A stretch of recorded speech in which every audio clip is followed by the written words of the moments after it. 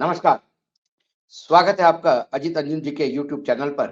मैं हूं अशोक वानखड़े। 5 राज्यों के जब विधानसभा के चुनाव हुए तो लगातार ये कहा जा रहा था कि ये मिनी लोकसभा इलेक्शन है। लेकिन इन 5 राज्यों में तेलंगाना में तो कांग्रेस ने परचम लहरा दिया, लेकिन छत्तीसगढ़, मध्य प्रदेश और राजस्थान से शर्मनाक हार के बाद भारतीय जनता पार्टी के इरादे बुलंद हो गए और अब की बार 350 पार का नारा लगाते हुए लोकसभा के लिए भारतीय जनता पार्टी ने कमर कस ली। एक-एक सीट पे विचार मंथन हो रहा है। वो राज्य बिहार, बंगाल और महाराष्ट्र, इस पे विशेष तवज्जो दी जा रही है और हाल ही में कल ही के दिन जब वीर बाल दिवस देश मना रहा था, तो ये मनाने के लिए गृह मंत्री अपने पार्टी के अध्यक्ष जेपी नड्डा के साथ अमित शाह जी बंगाल गए और बंगाल में इस बार 30 से ज़्यादा सीट लेने का ऐलान कर दिया। बंगाल में पिछली बार बीजेपी को 18 सीट मिली थी, लेकिन हो सकता है कि इस बार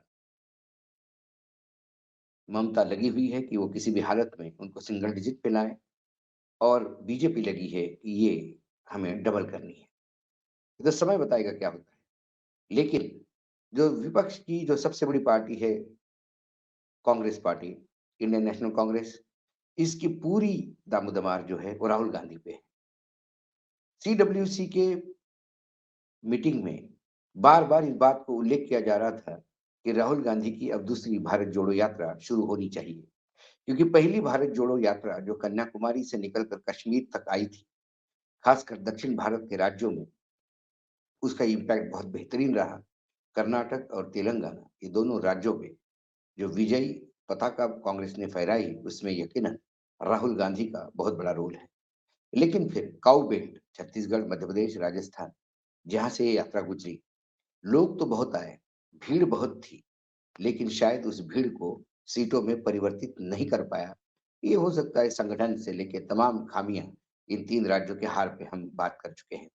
लेकिन फिर राहुल गांधी ने अब कमर कस ली है और उन्होंने दूसरी अपनी भारत जोड़ो यात्रा का जो दूसरा चरण है, वो 14 जनवरी में ये मकर संक्रांति का दिन है और सूर्य मकर में जाता है। अपने पोज़ीशन थोड़ी बदल लेता है और उसके बाद लोग कामों की शुरुआत करते हैं। तो मकर संक्रांति के बाद ये राहुल गांधी जी की यात्रा मणिपुर से शुरू होगी। जब मणिपुर से शुरू होगी तो ये यात्रा करीब-करीब 6200 किलोमीटर की यात्रा जो पार करेंगे। 14 जनवरी 2024 से शुरू होने वाली ये यात्रा 20 मार्च 2024 को मुंबई में समाप्त होगी। इसी बीच जब ये यात्रा चल रही होगी, इसी बीच चुनाव का ऐलान भी होगा, डेट्स भी तय होगी और चुनाव प्रोसेस भी शुरू हो चुका होगा लोकसभा का।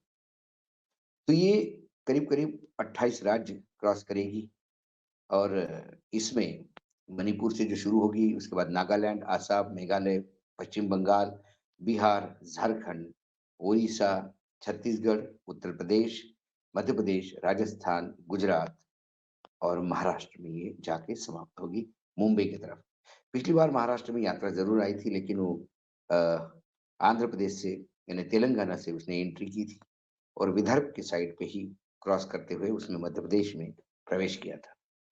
इस बार मुझे लगता है कि जो बचा हुआ जो महाराष्ट्र है, वो कवर करने का प्रयास किया जा रहा है और ये जो मैसिव एक्सरसाइज़ है राहुल गांधी की, ये पिछली बार जैसी पैदल यात्रा नहीं रहेगी। ये दोनों मोड में रहेगी, बस से भी जाएँगी और पैदल भी होगी। जहाँ पैदल होगा, वहाँ मुझे लगता है कि किसी शहर के पहले या गाँव आने के पहले कुछ किलोमीटर ये पैदल चलेंगे, बाकी यात्रा बस से होगी। अब जो भी मोड है, वो धीरे-धीरे सामने आएगा। लगातार इस पूरे यात्रा में आर्थिक, सामाजिक, राजनीतिक न्याय, सामाजिक न्याय इस पे बात होगी। महँगाई, बेरोज़गारी ये मुद्दे जो लगातार राहुल गांधी उठा रहे थे, वो उठाने होंगे। कुल मिला के भारत जोड़ो 2 ये जो यात्रा है, ये लोकसभा के चुनाव का ही एक प्रोसेस है। ऐसा यदि हम माने तो कोई गलत नहीं होगा। राहुल गांधी ने पूरी ताकत लगानी है।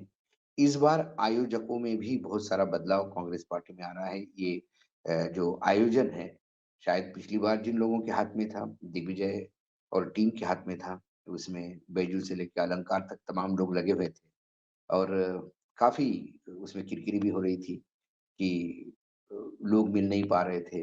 राहुल गांधी स्वयं संवाद स्थापित करना चाहते थे लोगों से, लेकिन ये जो बीच वाले लोग हैं, जो दीवार बन के खड़े होते थे, इनकी बहुत सारी कंप्लेंट्स थी। अब सुनने में आया है कि इनमें से बहुत सारे लोग इस यात्रा में शामिल नहीं होंगे, उन्हें अलग-अलग कार्य दिए गए हैं।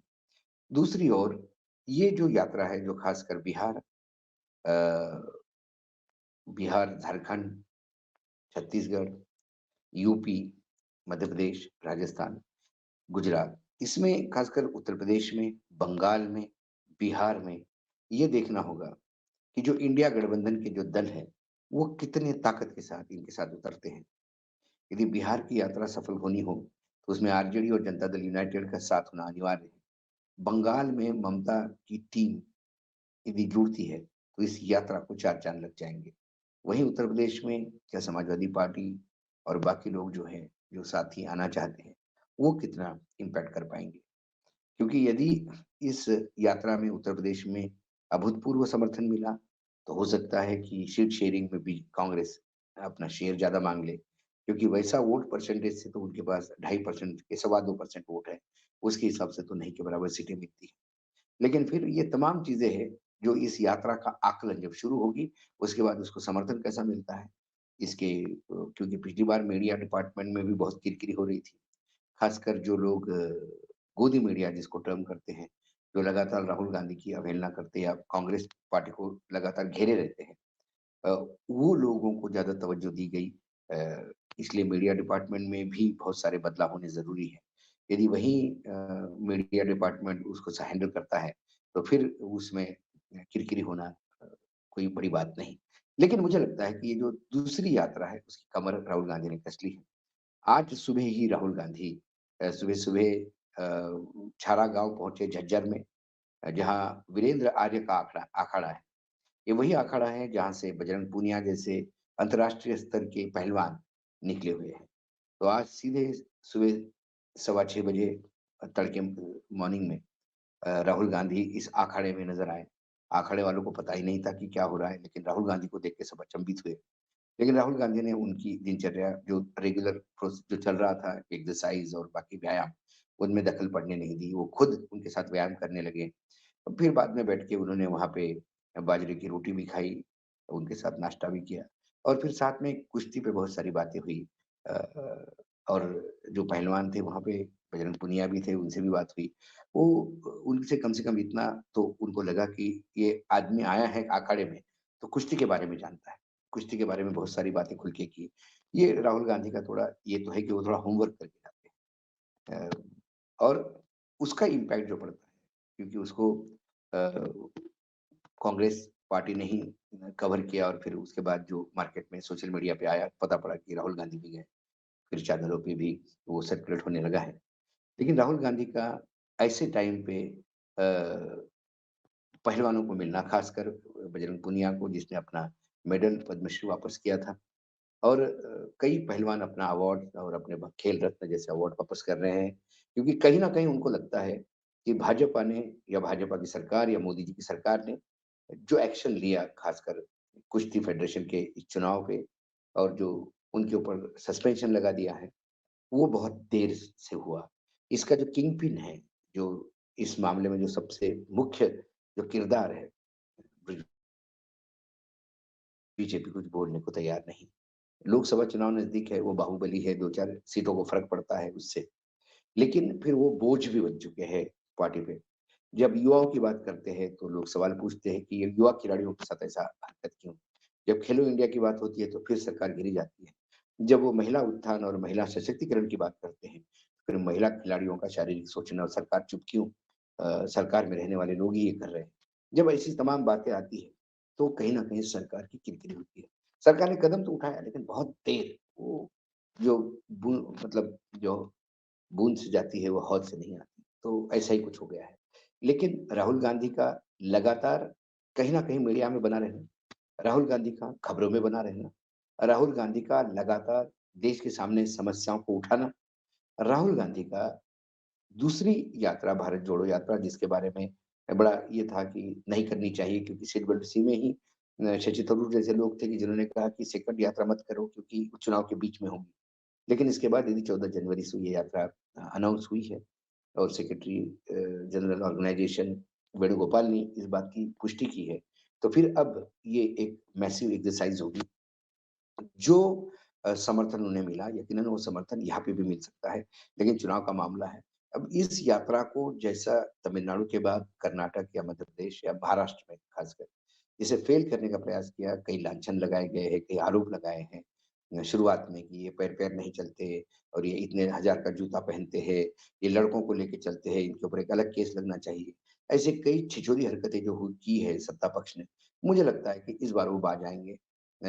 क्योंकि उसका इम्पैक्ट गलत हुआ, ये भी उन्होंने देखा। तो वो गलतियाँ वो दोहराएँगे नहीं और राहुल गांधी भी इस बात को ध्यान रखेंगे कि जो एक दीवार बन के लोग जो बीच में खड़े हो जाते हैं, जो एक कोटरी है दलालों की, उससे वो बाहर निकलेंगे, तभी भारत जुड़ेगा। वो खुद चलते जाएँगे, वो भारत की भूमि नाप लेंगे, लोगों से हाथ हिलाएँगे, फ़ोटो खींचेंगे, लोगों से वार्तालाप करेंगे। लेकिन जो संवाद स्थापित होता है, वो कहीं न कहीं फ़िल्टर होके आता है।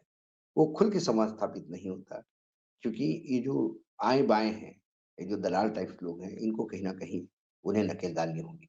देखते हैं कि ये दूसरी यात्रा जो है राहुल गांधी की, ये ज़रूर बीजेपी के लिए तो चिंता का विषय है क्योंकि पहली यात्रा भी बीजेपी के लिए चिंता का विषय है। राहुल ने अपनी पप्पू वाली इमेज इसमें धो दी। राहुल एक आक्रामक रास्ते पे उतर के लड़ने वाले नेता साबित हुए। राहुल मात्र गांधी परिवार के हैं इसलिए सोने का चम्मच लेके आए हैं, सत्ता विरासत में लेके आए हैं, परिवारवाद है, ये तमाम चीज़ें उन्होंने धो डाली। क्योंकि बीजेपी में ऐसा कोई अभी तक शख्स नहीं हुआ, जो पैदल-पैदल इतनी लंबी यात्रा नाप ले। चॉपर से तो सब जाते हैं, प्लेन से भी सब जाते हैं, लेकिन रास्ते पे चलते-चलते कन्याकुमारी से कश्मीर तक जो चंद्रशेखर जी ने एक बार किया था, उसके बाद यदि किसी ने किया तो राहुल गांधी ने किया। वो एक ज़रूर चिंता का विषय है क्योंकि राहुल की इमेज बदलना, जनमानस में राहुल को नेता करके एक्सेप्ट करना, ये बीजेपी के लिए खतरे की घंटी होती है क्योंकि बीजेपी बार-बार बोलती है कि कांग्रेस में तो नेतृत्व नहीं है। सोनिया गांधी बीमार है, महिला है, विदेशी टैग है उनके ऊपर। बाकी कांग्रेस में कोई नेतृत्व है नहीं। राहुल गांधी को तो उन्होंने वैसे ही पप्पू साबित कर दिया। प्रियंका गांधी जिन्होंने वोट शेयर सवा 2 पे लाया यूपी में, वो भी उनका भी कितना जनमानस पे पकड़ है, वो भी लोगों को समझ में आ गया। फिर घूम फिर के सारी जो है आशाएँ हैं जो विपक्ष की है, वो राहुल गांधी पे टिकती हैं। ऐसे में जब इंडिया गठबंधन में भी कई लोग हालाँकि ये बात तो कई राहुल के नज़दीकी और परिवार के भी लोग कहते हैं कि राहुल गांधी प्राइम मिनिस्टर उम्मीदवार नहीं है, ना बनना चाहते। ये बात तो तय है। लेकिन फिर भी बार-बार बीजेपी उछालने का प्रयास करती है कि राहुल गांधी अ, प्राइम मिनिस्टर नहीं तो फिर किसको करेंगे? इनके पास उम्मीदवार नहीं है। उम्मीदवारों की कमी नहीं होती। मनमोहन सिंह ने 10 साल देश चलाया और इस देश को पूरे विश्व के मंदी के समय एक अच्छी अर्थव्यवस्था दी। वो भी कोई बड़ा नाम नहीं थे। वो भी पार्टी ने उनको प्राइम मिनिस्टर बनाया और उन्होंने 10 साल तक देश चलाया। और जो अर्थ एक अच्छी अर्थव्यवस्था वो देके गए थे 2014 में, उसी का कारण है कि आज कई चीज़ें बेच के ये वर्तमान सरकार कर रही है। जिस आदमी ने पूरे विश्व में मंदी के दौर में मात्र 54 लाख करोड़ देश पे कर्जा होने दिया, वर्तमान में हमारे देश पे 170 लाख करोड़ का कर्जा है। करीब-करीब सवा सौ लाख करोड़ पिछले 2014 से लेके 2023 तक हमने मार्केट से उठाया है। ये तो भगवान जाने आगे देश का क्या होगा। लेकिन कुल मिला के ये कहना कि इनके पास उम्मीदवार नहीं, उम्मीदवार होते हैं। कई होनहार लोग होते हैं कि जो बाद में आके सत्ता सँभालते हैं।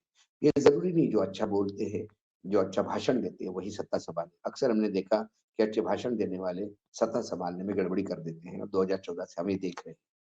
कुल मिला के ये जो दूसरी यात्रा है, ये अब चिंता की लकीर है क्योंकि बीजेपी को ये लग रहा था कि पहली यात्रा का अब खुमार उतर गया है। 3 राज्यों की भारी जीत के बाद बीजेपी एक अपबीट में थी और रामलला का प्राण प्रतिष्ठा 22 जनवरी को और उसके बाद इस चीज़ को 2024 के चुनाव आने वाले 2 महीने तक ज़िंदा रख, इसको पूरी तरह से भुनाने का जो एक मास्टर प्लान उन्होंने बनाया था, उस मास्टर प्लान के बीच में एक रोड़ा अटक गया, वो है राहुल की दूसरी यात्रा। यदि दूसरी यात्रा में भयानक जन समर्थन मिलता है और जो इश्यूज़ है, बीजेपी 3 राज्यों में चुनाव जीती इसका मतलब देश में महँगाई नहीं, बेरोज़गारी नहीं, ये चीज़ें नहीं हैं। बेरोज़गारी है, महँगाई है, सामाजिक न्याय का इश्यू है, एजुकेशन, हेल्थ जैसे सेक्टर है जहाँ बहुत ज़रूरत है।